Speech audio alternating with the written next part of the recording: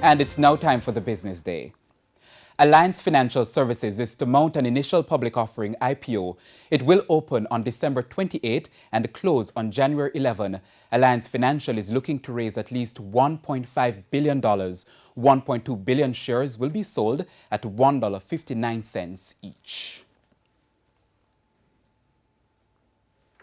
Now, in today's trading session, the JC Index advanced by 2,168 points to close at 390,163.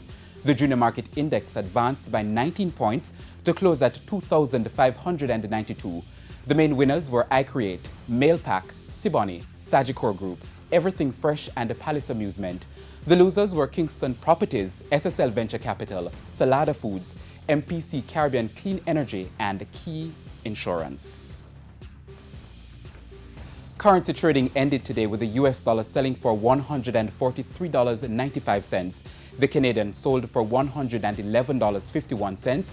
The pound closed at $192.11, while the euro is going for $177.63. American airline employees who were furloughed in October could be headed back to work. The company's CEO says if a new stimulus bill is passed into law, then he can rehire roughly 19,000 workers. He made the announcement Monday on his verified Instagram account.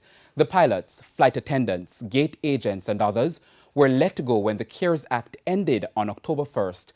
That federal program gave payroll support to the airline industry. This latest stimulus package will provide carriers $16 billion in relief.